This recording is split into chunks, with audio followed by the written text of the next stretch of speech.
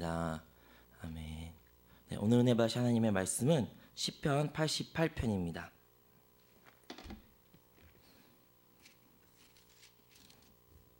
네, 시편 88편입니다. 18절까지 있는데요. 우리 다 같이 혹시 어렵지 않으시면 같이 합독하도록 하겠습니다. 시편 88편입니다. 야외 내 구원의 하나님이여, 내가 주야로 주 앞에 부르짖사오니 나의 기도가 주 앞에 이르게 하시며 나의 부르짖음에 주의 귀를 기울여 주소서. 무릇 나의 영혼에는 재난이 가득하며 나의 생명은 스올에 가까웠사오니 나의 무덤에 내려가는 자 같이 인정되고 힘없는 용사와 같으며 죽은 자 중에 던져진 바 되었으며 죽임을 당하여 무덤에 누운 자 같이 되느냐. 주께서 그들을 다시 기억하지 아니하시니 그들은 주의 손에 끊인 자이니이다. 주께서 나를 깊은 웅덩이와 어둡고 음침한 곳에 두셨사오며 주의 노가 나를 심히 누르시고 주의 모든 파도가 나를 괴롭게 하셨나이다. 주께서 내가 아는 자를 내게서 멀리 떠나게 하시고 나를 그들에게 가증한 것이 되게 하셨사오니 나는 갇혀서 나갈 수 없게 됐나이다. 곤란으로 말미암아 내 눈이 새었나이다. 야훼여, 내가 매일 주를 부르며 주를 향하여 나의 두 손을 들었나이다. 주께서 죽은 자에게 기이한 일을 보이시겠습니까? 유령들이 일어나 주를 찬송하리이까? 주의 인자하심을 무덤에서 주의 성실하심을 멸망 중에 선포할 수 있으리까? 흑암 중에서 주의 기적과 있음에 땅에 주의 공로를 알 수 있으리까? 야훼여, 오직 내가 주께 부르짖사오니 아침에 나의 기도가 주의 앞에 이르나이다. 야훼, 어찌하여 나의 영혼을 버리시며 어찌하여 주의 얼굴을 내게서 숨기시나이까? 내가 어릴 적부터 고난을 당하여 죽게 되었사오며 주께서 두렵게 하실 때에 당황하였나이다. 주의 진노가 내게 넘치고 주의 두려움이 나를 끊었나이다. 이런 일이 물같이 종일 나를 애우며 함께 나를 둘러싸나이다. 주는 내게서 사랑하는 자와 친구를 멀리 떠나게 하시며 내가 아는 자를 하감에 두셨나이다. 시편 88편은 우리가 방금 읽은 것처럼 생각보다 아멘하기 어려운 본문입니다. 물론 시편에 많은 본문들이 있고 많은 찬양과 찬송과 하나님의 간증이 있습니다. 시편의 부르짖음을 통하여 많은 우리는 은혜를 받고 위로를 받습니다. 하지만 오늘 읽었던 시편 88편은 조금 다릅니다. 다른 시편과 다르게 이곳에서는 하나님을 향한 어떤 기대와 의지보다는 하나님에 대한 탄식과 자기의 어려움밖에 없습니다. 그리고 어떠한 이유의 본인의 간증도 나오지 않습니다. 하지만 이 시편 88편, 아까 말한 것처럼 아멘하기 어려운 본문을 우리가 읽고 또 묵상하면 그곳에 생명이 있는 줄로 믿습니다. 이 말씀을 통하여 우리가 알 수 있는 것은 성경은 단순히 좋은 본문만 기록하는 책이 아니란 것입니다. 인간적으로 생각으로 했을 때 왜 이런 본문이 굳이 이 성경에 있을까? 어떻게 보면 은혜가 되지 않는 이 본문, 그냥 하나님한테 탄식만 하는 이 본문이 어떻게 성경에 있을 수 있을까라고 생각할 수 있습니다. 근데 반대로 이것을 알아보기 통한 것은 이 성경이야말로 있는 그대로 하나님의 말씀, 우리 사람이 있는 그대로 모습을 드러내는 귀한 하나님의 말씀인 줄로 믿습니다. 이 말씀을 통하여 우리가 묵상해서 하나님의 생명을 깨달을 수 있다고 말하는데 그것이 바로 이 시편 기자는 아직 기도하고 있다는 것입니다. 그가 오늘 본문에 보인 것처럼 스올, 즉 지옥 같은 곳에 고난에 처해 있습니다. 그는 자기 사랑한 사람으로부터 버림을 받고 큰 고난과 질병으로 인하여 허덕이는 모습이 나오고 있습니다. 이러한 본문을 통하여 우리는 우리의 인생을 돌아볼 때 많이 공감할 수 있습니다. 그럼에도 불구하고 시편은 하나님께 기도하고 있습니다. 시편 88편 1절에서 2절을 통하여 그리고 9절과 13절을 통하여 이 시편 기자는 끊임없이 하나님께 기도하고 있습니다. 88편 9절에 보면 곤란한 말미암아 내 눈이 새었나이다. 야훼여, 내가 매일 주를 부르며 주를 하여 나의 두 손을 들었나이다. 13절에도 야훼여, 오직 내가 주께 부르짖사오니 아침에 나의 기도가 주의 앞에 이르리이다. 이 시편 기자는 그 고난의 상황 가운데서도 하나님 향하여 눈을 들고 하나님을 향하여 기도하는 모습을 보여주고 있습니다. 우리 삶 가운데 어려움이 있고 환란이 있고 질병이 있습니다. 그럼에도 불구하고 우리가 할 수 있는 것은 바로 이 기도입니다. 이것이 바로 우리의 신앙의 고백인 것입니다.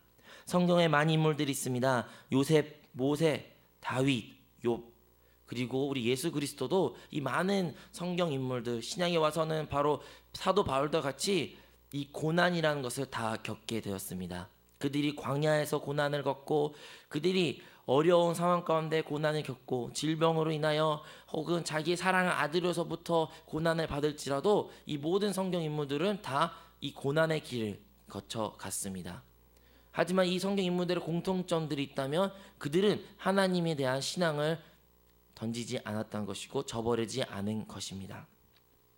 예수 그리스도를 바라보십시오. 우리 예수 그리스도도 이와 같은 오늘 시편 88편에 같은 고백을 하지 않았는지 기억하십니까? 우리 예수님 그리스도께서 그 십자가를 지시고 십자가 올라가시고 그 죽음의 앞에 섰을 때 예수님은 고백합니다. 엘리 엘리 라마 사막단이라고 고백하는 나의 하나님 어찌하여 나를 버리셨사옵니까? 예수님의 그 죽음에 앞둔 마지막 고백은 하나님한테 절규함을 부르짖으며 왜 하나님 나를 버리셨나는 고백입니다. 예수님 그 마지막 고백에도 어떠한 찬송과 어떠한 영광의 고백이보다는 하나님에 대한 어떻게 보면 원망과 힘듦과 하나님 마지막에 부르짖음의 그 기도가 이 시편 88편 같은 저자의 고백인과 비슷하다고 봅니다. 여러분, 사도 바울을 우리가 바라보면 사도 바울은 처음부터 로마를 가고 싶어 했습니다. 그의 소원은 아시아에 가서 복음을 전하고 로마에 가서 예수 그리스도를 전하고 하나님의 놀라운 역사를 증거하는 것이었습니다. 하지만 로마서 1장에서 우리가 알 수 있듯이 사도 바울은 로마에 가지 못했습니다. 하나님께서 로마에 가는 길 열어주지 않았습니다. 그래서 로마서를 그 편지를 집필하게 된 것이죠. 하나님의 종, 하나님의 뜻, 복음을 위해서 살겠다는데 왜 그에게는 황금의 문이 열리지 않았습니까? 왜 로마에 가는 길이 문이 열리지 않았습니까? 그 당시에 우리 사도 바울은 이해할 수 없는 어려움이었을 겁니다. 아무리 생각해도 하나님의 뜻이 잘 보이지 않았습니다. 하지만 21세기에 살아간 우리에게는 그 답을 알고 있습니다. 사도 바울이 로마를 가지 않았고 아시아로 바로 가지 아니했기에 오늘날 그가 감옥에 갇혀서 집필했던 옥중서신이 남게 된 것이었습니다. 그가 만약 바로 로마로 갔고 그가 바로 아시아에 가고 감옥 생활을 그 투옥 생활을 하지 않았으면 오늘날 우리가 읽는 이 로마서 같은 아름다운 주옥 같은 서신서가 남지 않았을 것입니다. 그의 고난을 통하여 그의 감옥 생활을 통하여 그가 로마 가고 싶었지만 그 길이 막힘으로써 그는 로마서를 집필했고 수많은 우리의 신약의 책들을 남기고 간 것입니다. 여러분, 우리의 신앙생활 가운데 이러한 많은 어려움들이 있고 환난 가운데 있고 질문들을 합니다. 하나님, 어찌하여 나에게 이러한 어려움을 주십니까? 주님, 왜 나에게 이러한 질문, 왜 나에게 이러한 황금의 문이 안 열리고 왜 나에게 이런 질병을 주시며 왜 나는 이렇게 하나님한테 어려운 기도밖에 드릴 수 없습니까? 라고 우리는 고백할 수 있습니다. 하지만 사랑하는 성도 여러분, 우리가 기억해야 될 것은 그 어려운 문제, 그 어려운 환경, 그 질병을 바라보는 것이 아니라 바로 우리 안에 살아계신 내주한 주님인 줄로 믿습니다.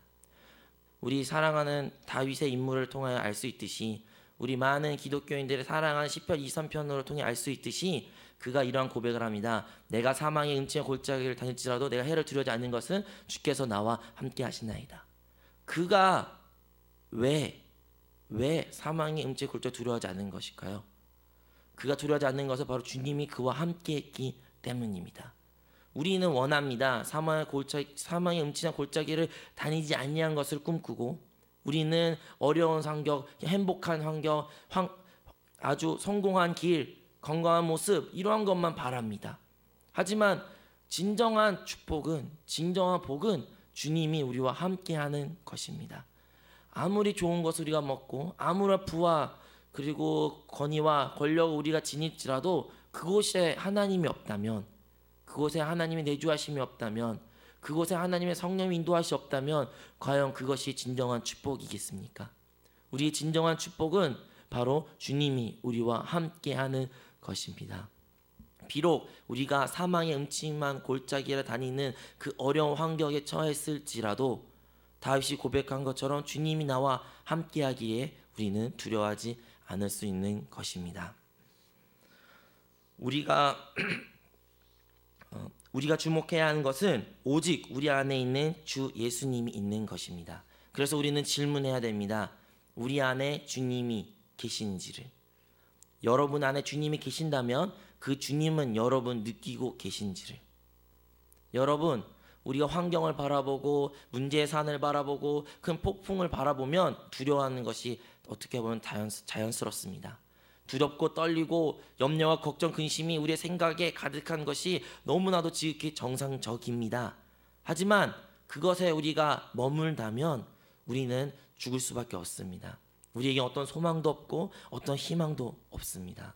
그 가운데서도 우리가 해야 될 유일한 하나의 일은 바로 기도입니다. 그 기도가 무엇입니까? 바로 우리 안에 살아계신 주님을 바라보는 것입니다. 우리가 기도할 때, 우리가 주님께 부르짖고 그 어려운 환경 가운데 있을지라도 주님께 우리의 신앙의 고백을 드릴 때 우리는 영으로 돌이키는 것이고 우리 영 안에 계신 주님을 만지는 것입니다. 우리가 주님을 만질 수만 있다면, 우리 안에 살아계신 주님의 음성을 들을 수만 있다면 이 모든 어려운 환경들 우리가 헤쳐나갈 수 있는 것입니다. 우리가 찬송가 오늘 마지막 부르던 것처럼 어두운 밤이 우리 삶 가운데 닥쳐옵니다. 하지만 그 가사가 뭡니까? 새벽이 뜨고 동이 튼다는 것입니다. 역설적이라도 가장 어두울 때, 가장 암흑과 칠흑 같은 상황 가운데 곧 해가 뜬다는 것입니다. 우리 인생은 날마다 해가 뜨기를 원합니다. 얼마나 예수 그리스도 하나님의 광채가 우리 삶 가운데 비추기를 원합니다. 하지만 그 빛은 언제 우리가 볼 수 있습니까? 바로 우리가 가장 어렵고 힘들고 그 어두운 상황 가운데서 우리 주님을 만날 수 있는 것입니다. 하늘에 바라보면 수많은 별들이 있습니다. 하지만 우리가 이 별들을 밤에 잘 보지 못합니다. 왜 그럴까요?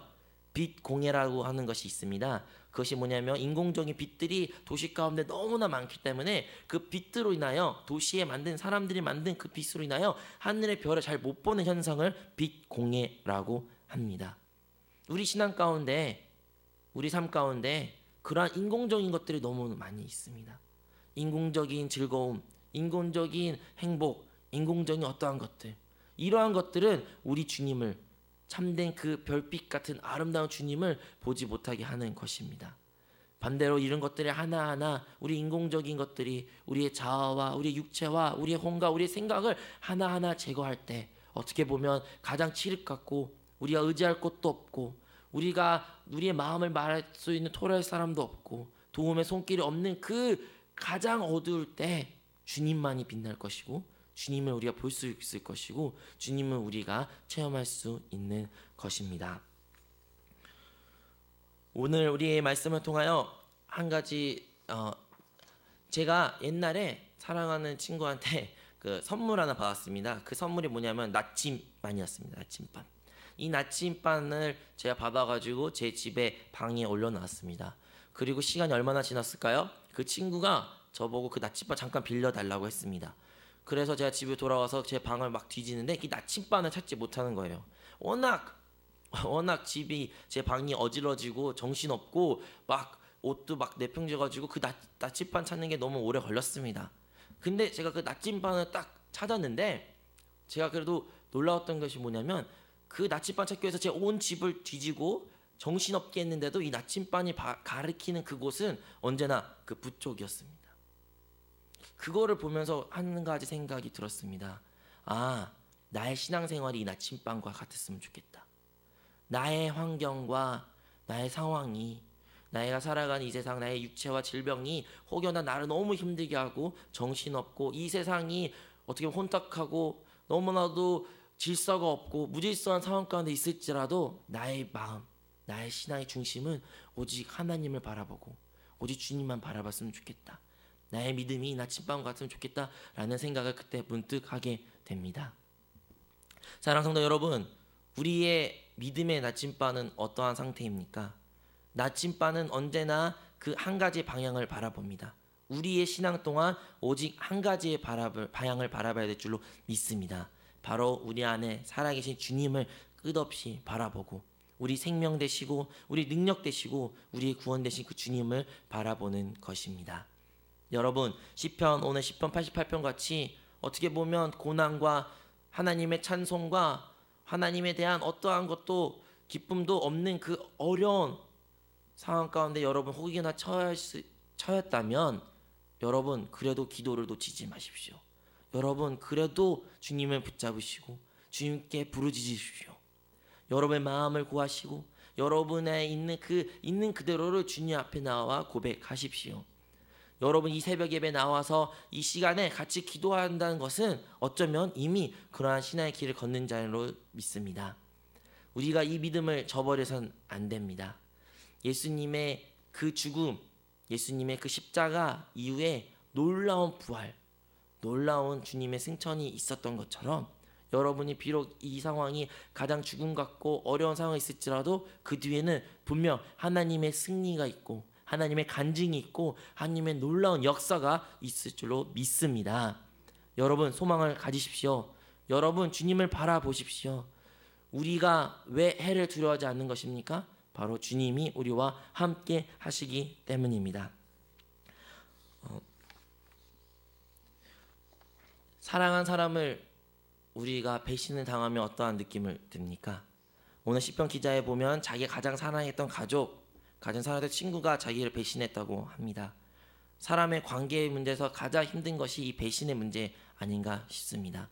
그리고 그 배신이 가장 우리가 처절하게 느낄 때가 언제입니까? 아마도 우리 사랑의 가족으로부터 받은 상처일 것입니다. 우리 예수님도 3년 반 동안 12명의 제자들이 그를 사랑하였지만 한 명은 예수님을 팔아버리고 나머지 제자들은 예수님이 잡혀간 그 순간에 다 예수님을 저버리고 도망갔습니다. 심지어 한 명의 제자 베드로는 예수님을 저주까지 했습니다. 그 배신의 고통을 당하신 예수님. 하지만 예수님은 그것을 원망하거나 불평한 것이 아닙니다. 그냥 그것을 묵묵히 감당하시면서 그냥 하나님께 나아가 주님께 그 모든 것을 고할 때 결국에는 예수님이 부활하시고 다시 제자들로 돌아오실 때 그들을 다 용서하시고 그들을 반대로 품으시고 그들에게 능력과 성령을 주심으로써 나중에 훗날에는 예수님 위하여 다 순교한 그런 제자들이 되었습니다. 여러분 우리의 이웃 우리의 사랑하는 사람들 혹은 여러분의 상처를 하고 힘들게 하고 혹은 교회 안에 식구들이 우리를 힘들게 했을지라도 너무 그들을 바라보고 원망하지 마십시오. 그냥 주님을 바라보시고 주님만 끝까지 의지하신다면 주님께서 예수님을 통하여 부활시키고 예수님을 통하여 그들을 변화시켰던 것처럼 우리의 삶을 통하여 우리에게 변화를 가져오고 우리를 통하여 저들 또한 변화될 줄로 믿습니다. 우리가 먼저 변하지 않으면 우리의 그 어느 것도 변화되지 않습니다. 변화의 시작은 바로 우리 자신부터 시작된 것을 잊지 마시고 오직 주님만 바라보는 사랑하는 그런 성도들이 되시기를 간절히 바랍니다. 기도하겠습니다. 사랑하는 하나님 아버지 감사드립니다. 주님께서 우리를 불러주시고 우리를 주님의 자녀를 삼아주심에 감사드립니다.